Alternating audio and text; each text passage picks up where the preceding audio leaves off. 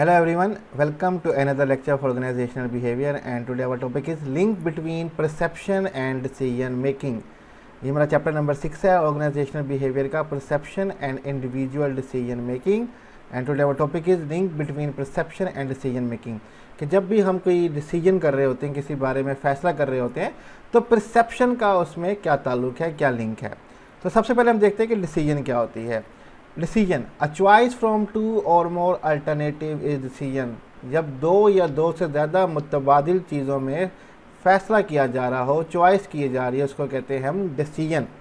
ठीक है, हमारे पास दो या दो से ज़्यादा अल्टरनेटिव है, उनमें से एक चॉइस करनी है या एक चूज़ करना है, उसको हम कहेंगे डिसीजन। ठीक है, manager at all levels make decision. तमाम लेवल्स पे, चाहे वो टॉप लेवल मैनेजर्स हो, मिडिल लेवल हो, लोअर लेवल्स हो, मैनेजर जो होते हैं वो डिसीजन फैसला कर रहे होते हैं। Top level make decision about organization goals. जो टॉप लेवल ऑफ मैनेजर्स होते हैं वो ऑर्गेनाइजेशन के गोल्स जो होते हैं, ऑब्जेक्टिव जो होते हैं, उनके बारे में फ़ैसले लेते हैं। Middle and lower level manager make decision about production, product quality and पे रेजेस एक्सेट्रा।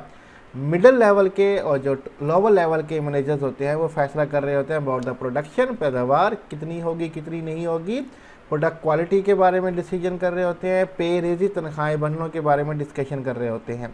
तो हर लेवल पे मैनेजर जो है वो फैसले कर रहे होते हैं। Individual decision making is thus an important part of organizational behaviour. कोई भी फ़र्द जो है वो डिसीजन मेकिंग करता है, ये एक बहुत ही इम्पोर्टेंट पार्ट है ऑर्गेनाइजेशनल बिहेवियर का। But the way individuals make decision, but जिस तरह से इंडिविजुअल डिसीजन करते हैं and the quality of their choices are largely influenced by their perception. और जो चॉइसेस वो करते हैं अपनी डिसीजन लेने के वक्त, उनकी जो क्वालिटी है, मेयार है, वो बहुत ज़्यादा असरअंदाज होता है, largely influenced by their perception. उनका क्या ख्याल है उस चॉइस के बारे में, उनकी जो परसेप्शन होगी रिगार्डिंग द अल्टरनेटिव जिसके बारे में वो चॉइस कर रहे हैं, जो डिसीजन बनता है उसकी उनकी उस चीज़ के बारे में उनकी परसेप्शन क्या है, बहुत ज़्यादा उनके डिसीजन पे असरअंदाज होती है। नेक्स्ट हम देखते हैं प्रॉब्लम। कोई मसला होगा तभी हमें डिसीजन करनी पड़ेगी। अब प्रॉब्लम ये नहीं कि कोई क्या कहते हैं ख़तरे वाली चीज़ है, ऐसी कोई बात नहीं। ठीक है, जब हमारी ख्वाहिश कुछ और और रिज़ल्ट कुछ और आ रहा हो तो हम बेसिकली उसको प्रॉब्लम कहते हैं। डेफिनेशन देख रहे थे ताकि हमें क्लियर हो जाए। Decision making occur as a reaction to a problem. कोई भी हम डिसीजन मेकिंग जो कर रहे होते हैं, फैसला कर रहे होते हैं, ये तब अकर होता है जो बेसिकली जब कोई प्रॉब्लम आती है। प्रॉब्लम का जो रिएक्शन हमारा होता है उसी को हम डिसीजन मेकिंग कहते हैं। That is a discrepancy between exist between the current state of affair and some desire state. अब ये बेसिकली हमें क्यों करना पड़ता है, डिस्क्रिपेंसी आ जाती है, फ़र्क आ जाता है एग्जिस्टिंग करंट स्टेट के अंदर, जो हमारा मौजूदा करंट स्टेट है, जो सूरत हाल या हालात हैं उनके अंदर, और जो हम चाहते हैं हालात, उनके अंदर जब फ़र्क आ जाए तब भी हम कहते हैं कि ये प्रॉब्लम है। मीन्स के जो करंट स्टेट ऑफ अफेयर हैं, जो हमारे मौजूदा हालात हैं उनके बीच में, और जो हमारे डिज़ायर कंडीशन हैं, जो हम चाहते हैं कि हालात होने चाहिए, उनके बीच में फ़र्क आ जाए तो हम कहते हैं प्रॉब्लम है। मिसाल के तौर पे कि मैंने सोचा था कि इस सेमेस्टर में मेरी 4 GP आएगी, लेकिन वो आई है 3.2। अब जो करंट स्टेट ऑफ अफेयर है उसमें मेरी CGP है 3.2, जबकि मेरी डिज़ायर थी 4। तो अब मेरे पास प्रॉब्लम है और मुझे उसके बारे में डिसीजन करना है कि मैं ये प्रॉब्लम कैसे ख़त्म करूँगा। यहाँ पे भी एक एग्जांपल दी गई है, if your car break down, अगर आपकी कार ख़राब हो जाती है, and you rely on it to get to work, और आप उस पर इन्हिसार करते हैं अपने काम पे जाने के लिए, then you have a problem that require a decision on your part. तब आपके पास मसला है और आपको उसके बारे में फ़ैसला करना होगा। ठीक है, कि वो कैसे ठीक करवाएंगे, किससे ठीक करवाएंगे, क्या इशू है क्या इशू नहीं है, कितने अल्टरनेटिव्स हैं जो ठीक कर पाएंगे, या हमारे पास क्या है कि बेच दें या नहीं ख़रीदें, वो सब अलग बातें हैं जो इसके अंदर आगे जाके हमें फिल करनी पड़ती हैं। यहाँ पे हमने प्रॉब्लम को भी समझ लिया। आगे हम चलते हैं परसेप्शन एंड डिसीजन। अब हमारे फैसलों में परसेप्शन का क्या लिंक होता है हम वो देख लेते हैं। Every decision require us to interpret and evaluate information. जितने भी फैसले होते हैं वो चाहते हैं कि हम मालूमात का तज्जिया करें और इंटरप्रेट उससे नतीजा निकालें कि उस मालूमात से हमें क्या पता चला है। We typically receive data from multiple sources and need to screen, process and interpret them.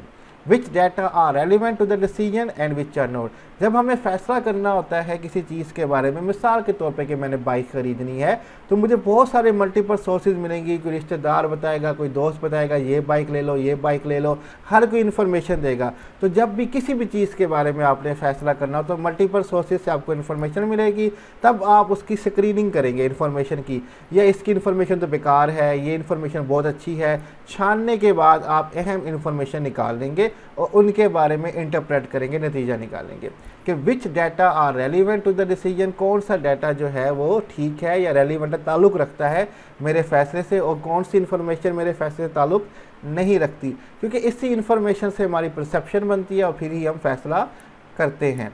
Our perception will answer that question, हमारा जो परसेप्शन होगी, ख्याल होगी उस इन्फॉर्मेशन के बारे में, वही वो जवाब देगा।